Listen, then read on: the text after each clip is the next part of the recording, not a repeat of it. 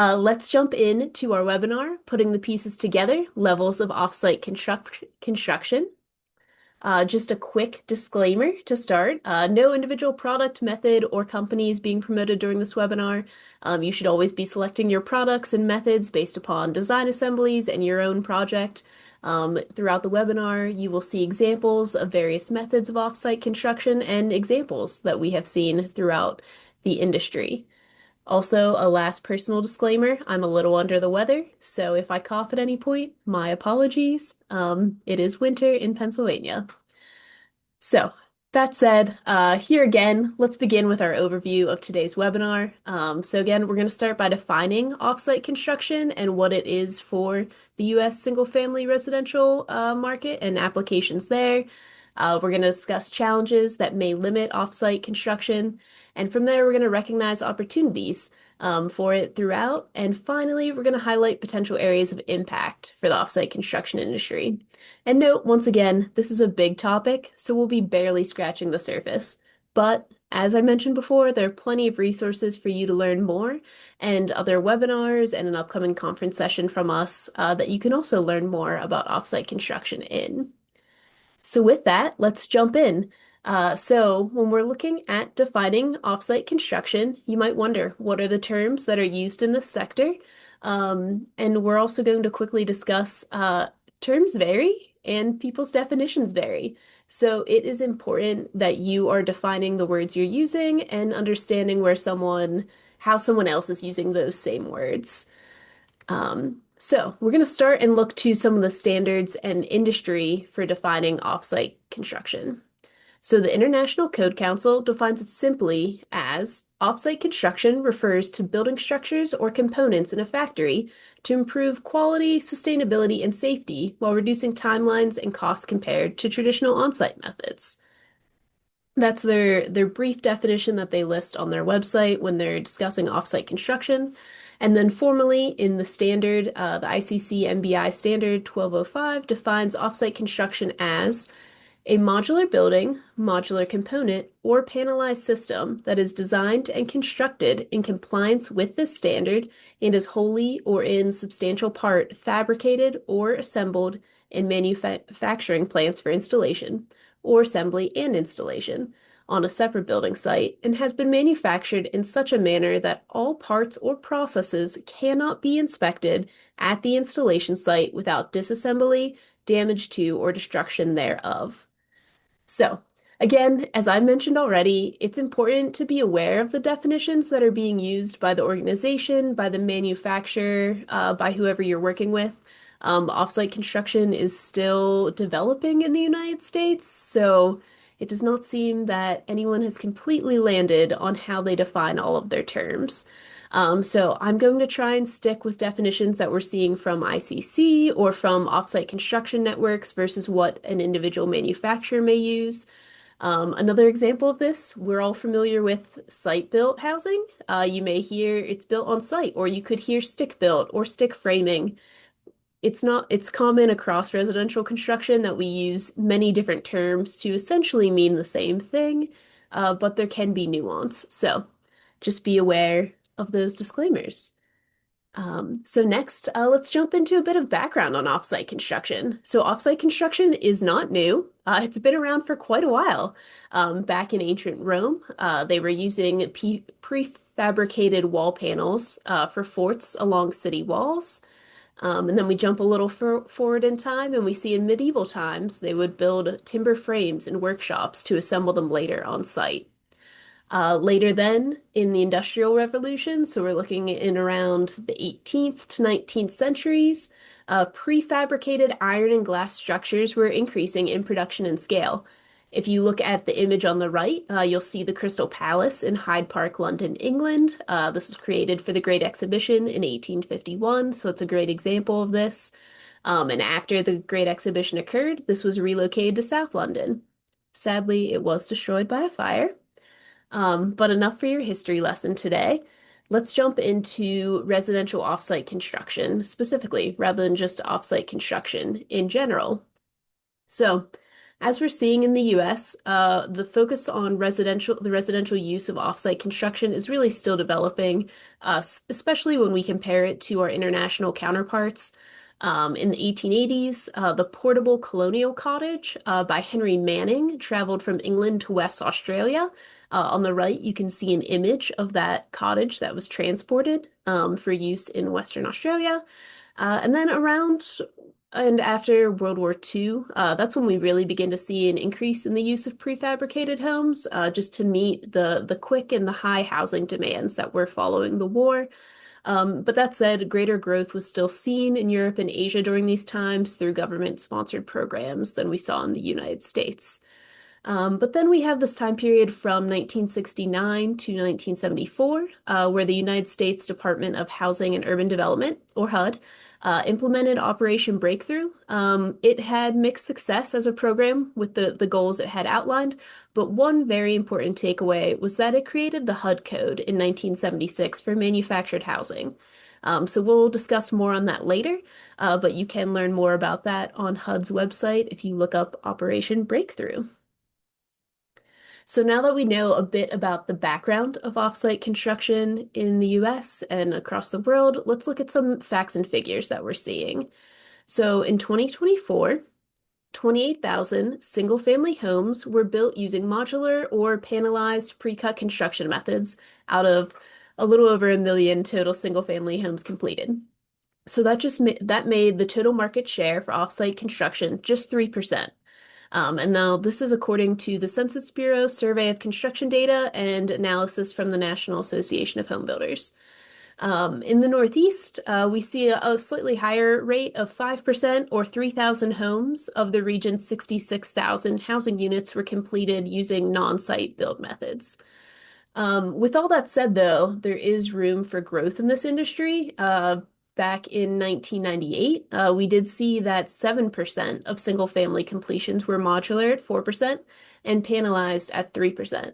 So that was the largest market share we were seeing for offsite construction in the residential sector from 1992 to 2024. So while offsite construction continues to maintain a pretty small market share, it has been larger at different times, and there is room for growth in this market. So now with that understanding, let's discuss a bit more what are the different applications of offsite construction, specifically looking in the United States when it comes to single-family residential applications. So we're going to just touch on these really briefly. So the four applications we're going to be looking at today, we'll be looking at components, panelized systems, modular units, and manufactured homes, or also known as HUD code homes. And you may wonder what differentiates these. We're going to go through each item individually, but first let's talk about the different building codes that are applied to each application. So first, the International Residential Code, or the IRC, or our state and local codes apply to components, panelized systems, and modular housing. That is for 1- and 2-family dwellings and townhouses, like we typically see with the IRC. An important note, these are the same codes that our site-built homes are also built to.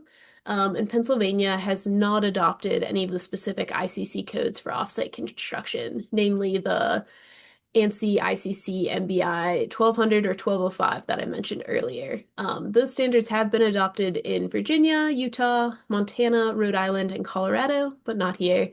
And also, Pennsylvania's Industrialized Housing and Buildings Program will adopt the 2021 codes on Monday, June 1st, 2026. Which these applications would fall under. So we'll touch on that a bit more. But then the other option for offsite construction we see is the federal HUD code, which we mentioned that was created in 1976 out of Operation Breakthrough. So this is the standardized code that is used for manufactured housing. It does preempt all state and local building codes. So keep these in mind. We'll touch on them as we go into each item later on here. So let's jump back into understanding each of these items individually. We will start with components and go through the list. So when we discuss components, For offsite construction, these are often including structural building components, so things like roof trusses, floor trusses, maybe a wall panel. This could also include a kit of parts system. Often components are open and they're able to be inspected on site after installation. So there's quite a range of components, and you would be best served to look at each component from its respective manufacturer. You can even see an image of different truss shapes for roofs and for floors on the right side from rigid ply rafters.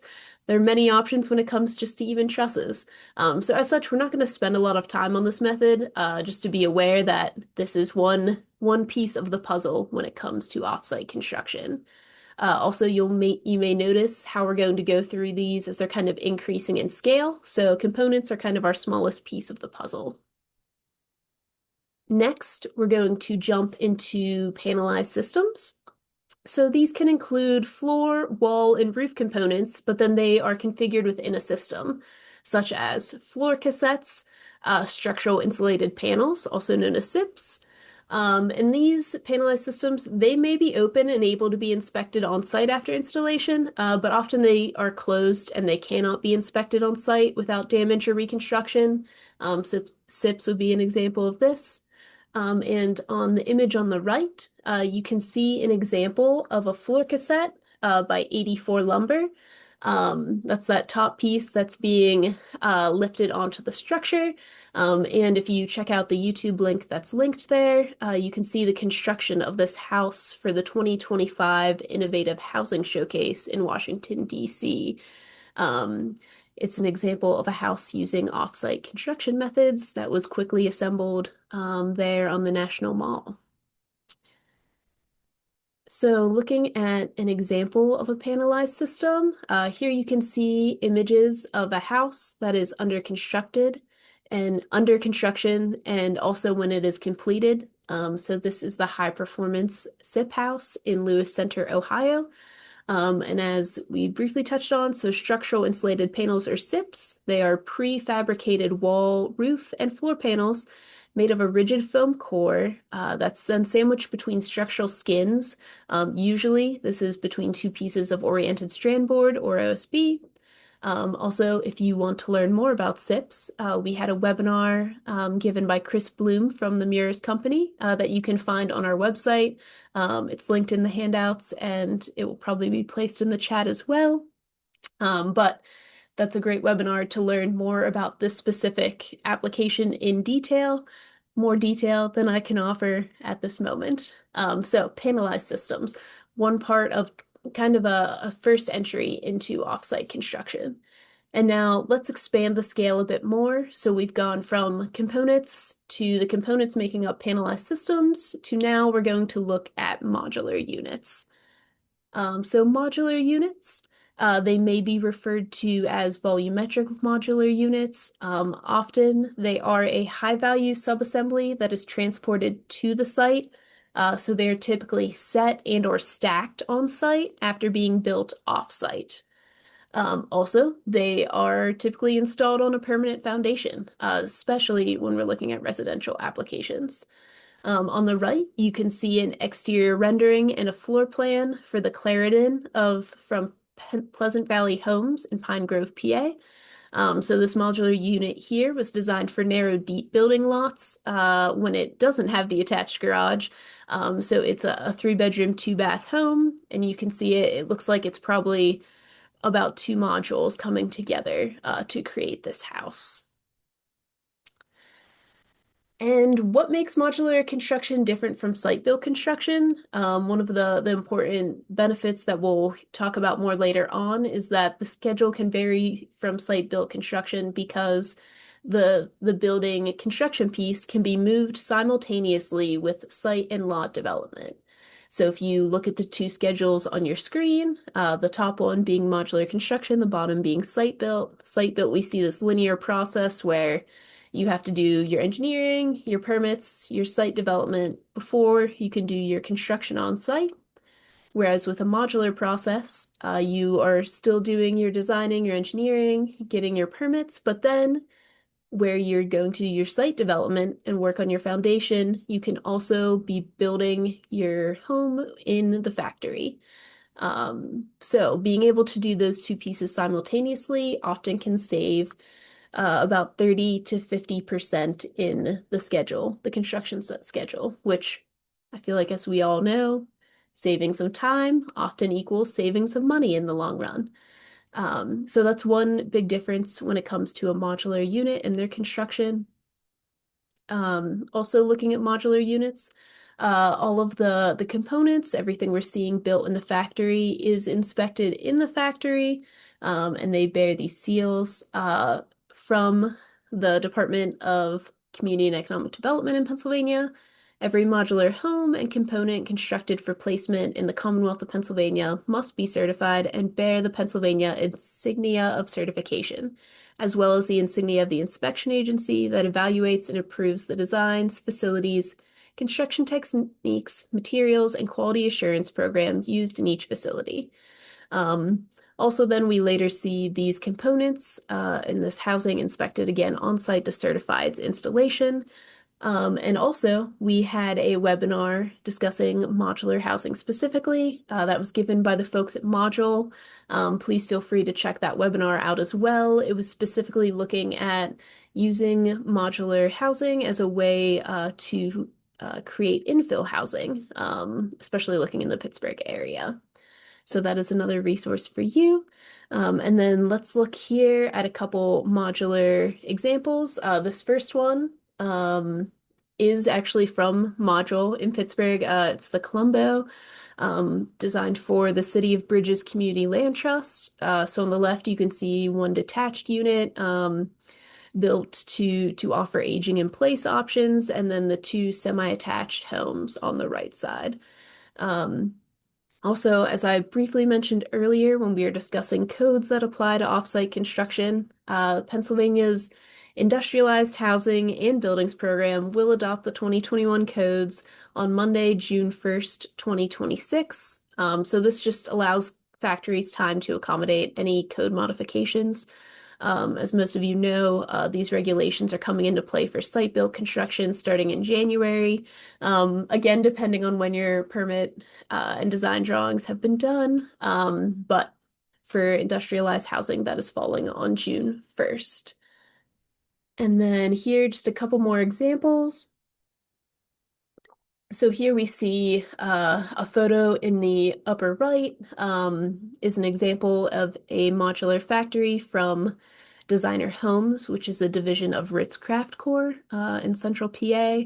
And then on the lower picture, we see a modular house example. Again, this looks like a home to be of two modules that were then set on site.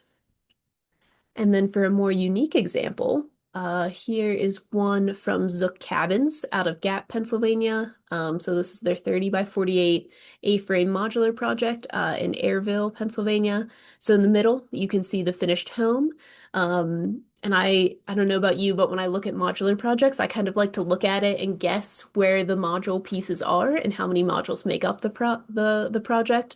But in the upper right, you can see one of the modules arriving for the project. And finally, our last application of offsite construction in U.S. single-family residential. This might be one more of you are familiar with. So this is our manufactured homes, also known as our HUD code homes. Why, you may ask? It's because they're subject to the federal HUD code. Which the intent of the HUD code is to speed up production, streamline inspections, and standardize quality for safety and energy standards. So as we mentioned before, this code applies across the US. It preempts all state and local building codes. And this is specifically for our manufactured homes. So manufactured homes are often either single or double manufactured sections, and they are on a permanent trailer chassis. From there, they are installed on site by a licensed HUD installer. And one important thing to know is that they can be restricted by local land use zoning policies, which we'll discuss more about when we talk about some barriers to offsite construction. On the right of this slide, you can see an image of a 3-bedroom, 2-bath. This is a 1,600 foot, a little more than that, multi-section unit. This is called the Texan by Superior Homes in Kinzers, PA. So that one, as you can see, it's a 2-section manufactured home. So a few more important details to know about manufactured homes, that over 22 million people in the United States live in manufactured homes. In Pennsylvania, we see as a share of all of our new single-family homes that manufactured homes are at around 9.3%, which is actually pretty close. The national average is currently around 10%. And then from analysis by construction coverage, the average sales price is currently around 118,000, which does include manufactured homes of all sizes and is excluding their land costs. Um, so again, costs can vary widely based upon where you are in Pennsylvania and also what the manufactured home is. So here on our right, we see another image. This one is a multi-unit, the Berkshire unit built by Cavco Rocky Mount out of Rocky Mount, Virginia. And then finally, when we're discussing manufactured homes, we do want to note that there are just a lot of resources out there for you. You can look to the Pennsylvania Manufactured Housing Association, the Manufactured Housing Institute. You can look to HUD itself for their manufactured home information. And on the right here, you'll actually see a floor plan of the home we saw on the prior page. So this is also a 3-bedroom, 2-bath unit, approximately 1,500 square feet. And then one last example here, we want to make sure to have a single section manufactured home. So this one is the Chesapeake Single by Eagle River Homes in Leola, PA. So you can see how they creatively use space in that floor plan for this house. And I think too, one of the important things to think about through all these examples is just to see the variety that you can create through offsite construction, whether it's in a panelized system, whether it's a modular volumetric unit, or whether it's a manufactured home. There is room for creativity and customization within the factory process. So now that we know a bit about offsite construction, so you know the general definitions, you know the typical applications that we're seeing in the United States, especially for single-family residential projects, we're going to discuss what are some of the challenges, what might inhibit you from looking to use offsite construction. So here I've listed just a few.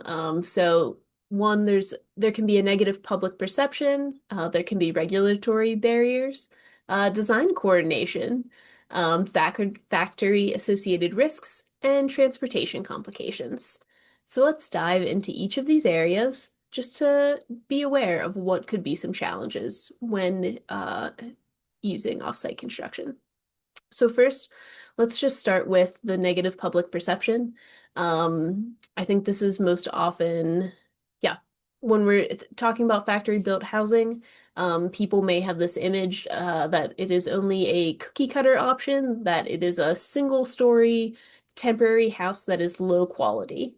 Let's just dispel that right now, because that's inaccurate with today's standards. With the HUD code coming online, manufactured housings are built to a specific standard that is of quality housing for folks. And as you hopefully saw throughout the examples, throughout all the different types of offsite construction, you can see that it can be designed and built in such a way to fit the community's context. Some folks may just actively choose that they don't want that look. They want to stand out with their home. So I think some of these pieces about the negative public perception are ones that can be changed, and are ones that reflect either an inaccurate knowledge of the process or an inaccurate knowledge of the final product. Also, this can come into effect when it comes to financing offsite projects. The financial terms of an offsite construction project look different from when you're typically building a site-built project, in the fact that as the construction timeline is shifted and condensed, you need money at different points of the process. And some lenders may just be unfamiliar with that. So this could create a point where you need to do some education. So I think most of these negative public perception when it comes to offsite construction can be effectively met with education, with conversations, just to help people know more information about what offsite construction is, how it can be done, how it is created, and what the final product is. And finally, there sometimes can be challenges in markets that have organized labor groups. These groups may see offsite construction as a threat to their workers' uh, livelihoods. This isn't true for all communities. There have been some communities where their organized labor groups actually started and were trained to work in the factories as well. So again, all of these are kind of things you just need to be aware of, and to potentially be ready to educate, to resource your community.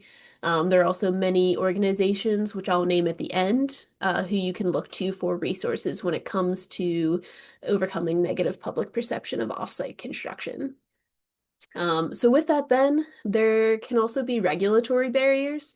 And again, this can vary by your state and your locality. Most of us are operating in Pennsylvania. Um, so we know our local areas have their power. And what I touched on earlier, manufactured housing can specifically be restricted by land use zoning policies. So that is a way that this type of housing can be kept out of communities. So that's just something to be aware of if you're looking to create that kind of project. And then when it comes to actual building codes, there can also just be a lack of understanding for inspections. So again, it may be that code officials or third-party agencies just need some additional resourcing. And I think that's why we see the International Codes Council really trying to remedy some regulatory roadblocks. That said, Pennsylvania has not adopted ANSI ICC MVI 1200 and 1205 for offsite construction, but there are more resources out there, and I think as this industry continues to grow, continues to be discussed, I think we will start to see some of these fade away or just more solutions available to combat regulatory barriers. But I think, yeah, when anything appears new or unknown, I think there is a challenge to it. So that said, also design coordination can be a challenge for offsite construction. With the shifted construction schedule, this increases the time that is spent coordinating the project. So you might be seeing more design efforts up front than you would throughout the process. So again, this can be adding more time for education about new methods. So whether that's to the general public, whether that's to the subs, to the folks working on the project. Um, there also can be the perceived the lack of control and the fact that the manufacturer of the offsite construction is now coordinating trades or some subcontractors rather than the builder on site.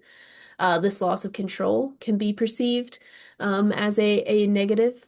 Also, we might see in the final project when things are going to be installed, the on-site trades that are helping in assembly might not pass along their savings because it is a new construction method for them. So you're going to hear it a lot, but often a lot of the barriers that we're seeing in offsite construction can be mitigated through education, through time spent, helping folks to understand what this process is, where time can be saved elsewhere, where money can be saved. Yeah, it is a new process compared to site built construction. So with that, it does take time for understanding for everyone involved. Um, with that, there also can come into play some risks associated with the factory assembly. So a factory associated risk could be how many homes can a factory actually produce? There are limits to what factories can produce. What is their capacity? Also, with that, are factories able to have a consistent quality of projects to maintain a stable volume, to maintain their workers? Also, what happens if there are supply chain disruptions? What becomes the project delivery timelines? And then finally, thinking through the workforce training. Does the factory have the staff they need? Do they have the training they need? And then thinking about when a product is coming on site for installation, does the builder have the workers they need to assist in delivery and any of that process? So a few more questions that one needs to ask when considering offsite construction. With that is removing from the construction of the offsite pieces in the factory, shifting to the transportation factors. That can add some complications. As you may guess, these modules they're made to fit on transportation, but they're still not small pieces. Um, so that said, those sizes are dictated by what can be transported on the highways and the roads to get to the site. Some sites may just be inaccessible to receiving offsite construction. Um, in order for a piece to be built for transportation, it does mean that it needs to include some redundancy in structure, or it may have an increase in some materials just to stabilize it for transportation. Um, Also, where are the available manufacturers?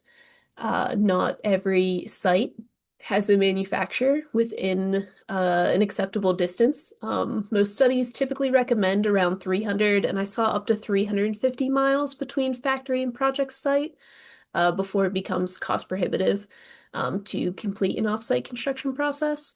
So again, there you need to ask yourself all of these questions about the site and where the project will be before considering offsite construction. Can the offsite pieces actually get to the site? Can they be assembled on site? Is there room for a crane or anything that is needed? These would be the questions you'd kind of look to from the start. So then just a quick little recap of our challenges when it comes to offsite construction. So there can be a higher need for design coordination. There's also this balance between customization and efficiency when it comes to building in the factory environment. And then we also need to just be aware of our local regulatory and financing environments. Is more education needed? Are there specific barriers or roadblocks that in existence that would prohibit this project from occurring? And often, most of these challenges can be overcome, but it may take work ahead of time to ensure the environment is right for offsite in your community. Some things like your site if your site is in a location that can't be accessed by um, the trucks need to transport offsite construction materials, then it's just not possible. So some things like transportation logistics cannot be overcome, but for the most part, most of these barriers can be worked through either through education, through just time spent working together. So now that we understand some of the risks, we're going to jump into some of the opportunities. And you actually see some of the things that were challenges for offsite construction can also be opportunities for offsite construction. So we're going to talk through um, things like design coordination. While it was a challenge, it can also be a benefit and an opportunity for you to work. While we talked about some of the challenges that come with a factory environment, there are also some benefits to that controlled factory setting. We also can see improvements to worker safety in the factory environment and material efficiencies, which all of these can ultimately lead to savings of time. So jumping right in, when we think through design coordination, I mentioned before that offsite construction is often involving this higher level design coordination, but one of the benefits to that is that we can see problems between systems. They can often be identified earlier, specifically if the project is using BIM or building information modeling.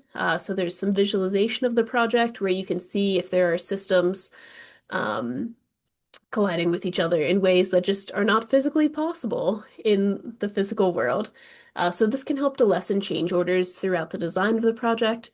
It also can allow for some more customizations to be balanced with time savings. And also the manufacturer is responsible for coordination of subcontractors or trades, so some builders may find this to be a benefit, because that is one more thing off your plate or off the general contractor's plate.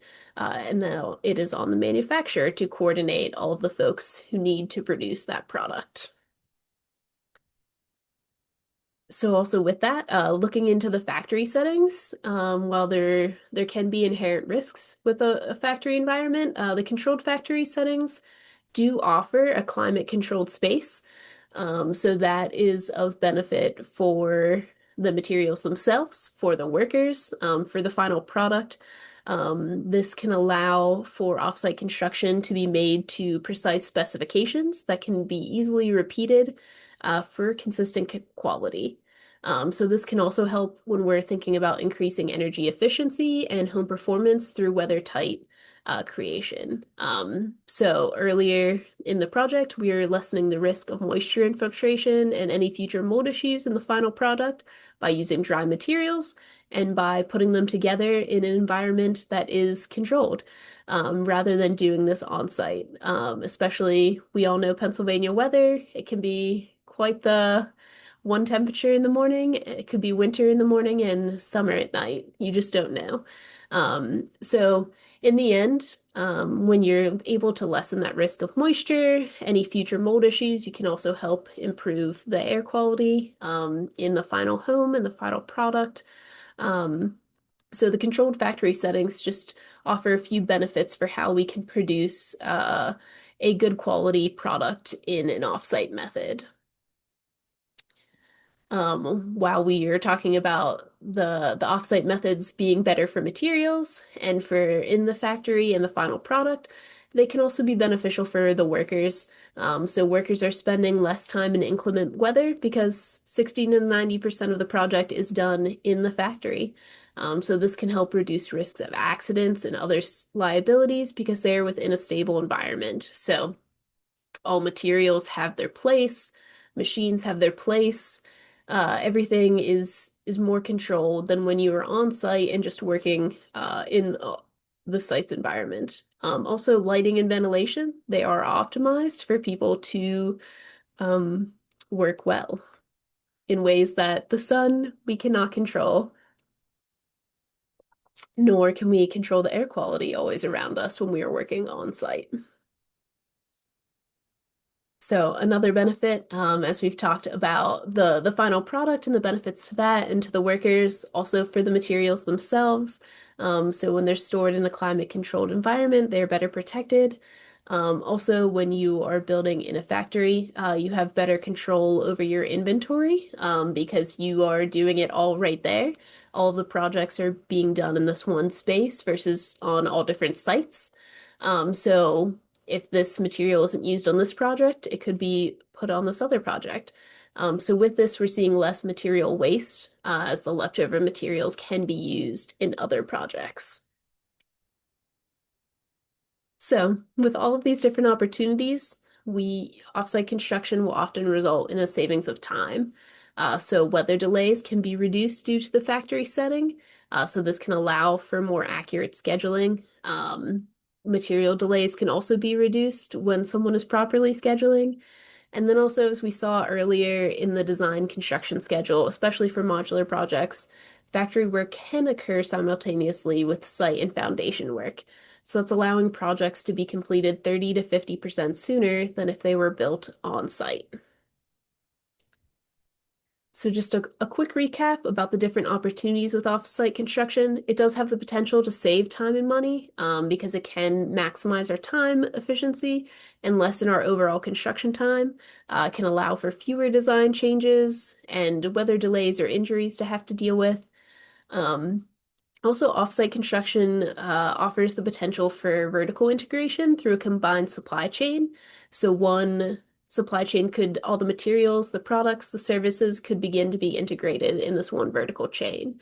And also, there's the potential for horizontal integration. So that's to create sub-assemblies for different markets. So an example of that would be like a HUD code manufacturer also building a 2D panelized system or modular units.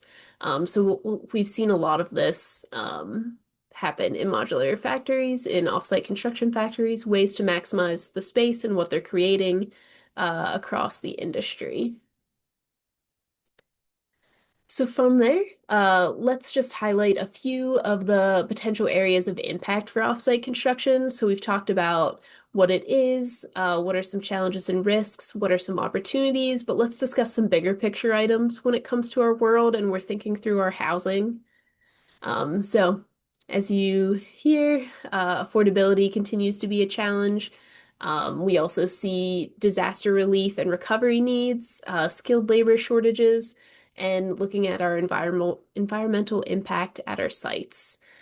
So when it comes to affordability, in the US, nearly 1 in 3 households are cost burdened, so that means they're spending more than 30% of their income. In manufactured housing it continues to remain the largest source of unsubsidized affordable housing in the country, with more than 8.4 million units nationwide. So manufactured housing specifically is a great opportunity to increase the affordability market.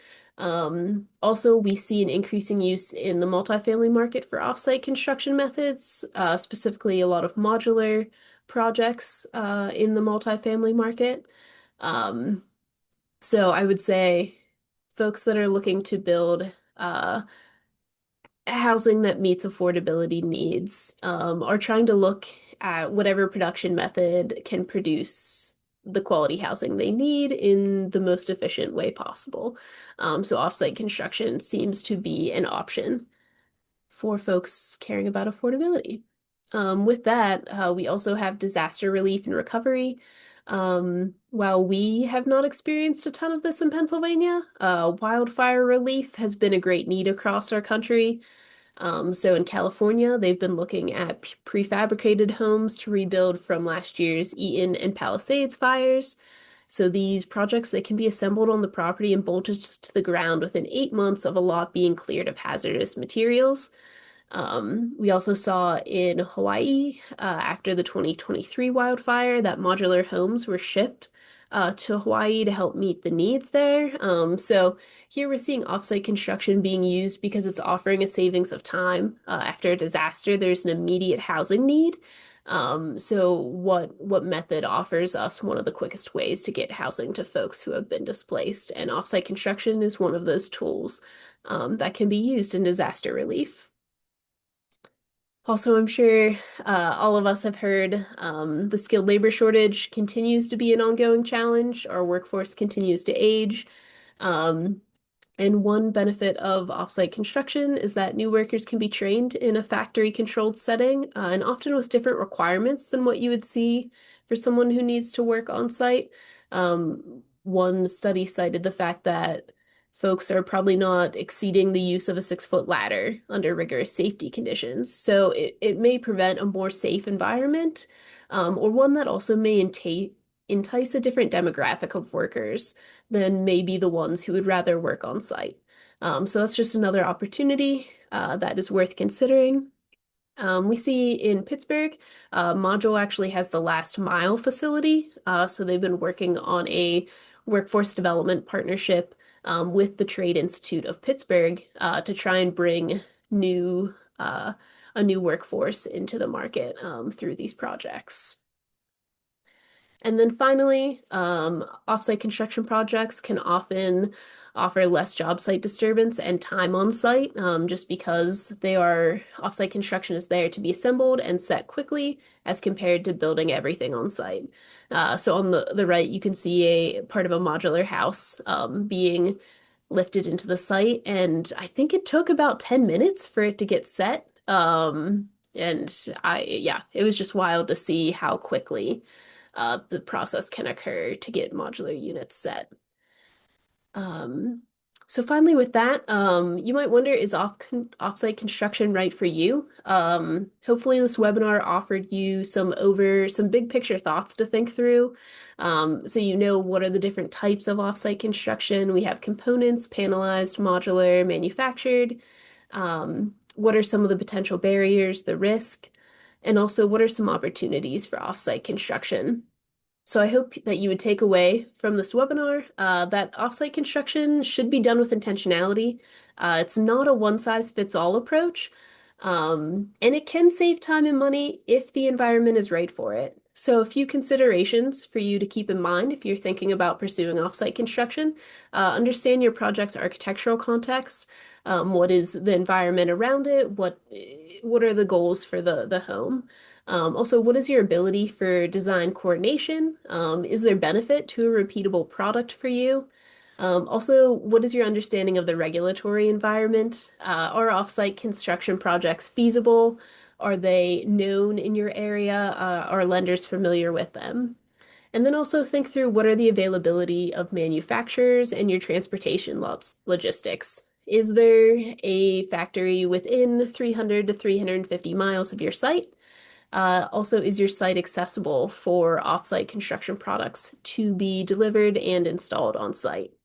And then finally, think through, yes, as I mentioned, some of those site considerations. Also, on the other side, would weather be a significant hindrance on your site? So would it be beneficial to be spending less time on that site? So with all of that, it's on you to think it through. The opportunities and challenges can influence whether to choose offsite or site-built construction. Offsite is not for everyone. It's not for every project. But there are some projects where it would make sense and would be a better choice for you to make. So hopefully this webinar will offer you some thoughts to think through. And while I don't have all the answers, there are plenty of resources out there when it comes to offsite construction. I listed a few here on the slide. And again, remember, if you download the handouts, you can get all of these links to just be clickable ones. So ICC, the International Code Council, does have a whole offsite construction website with standards, resources. There's the Manufactured Housing Institute. There's the Modular Building Institute. The National Association of Home Builders has an offsite construction video series. They also have a home builder's guide to offsite construction systems that has kind of a quick introduction that you can walk through. The National Institute of Building Sciences also has an offsite construction council. There's also the Offsite Construction Network. I mentioned a lot about understanding, do you have access to manufacturers or to the logistics you need? The offsite heat map from the Housing Innovation Alliance is a good tool that can help you assess that. It kind of shows where all of the pieces of offsite construction are throughout Pennsylvania and across the United States. Also, the Pennsylvania Manufactured Housing Association is there for any of your needs with them. And also, if you want to go back to the component pieces, looking to the Structural Building Components Association. So again, this is not an exhaustive list of resources, but there are a few that I turned to in preparation for this webinar, and who have a decent amount of information.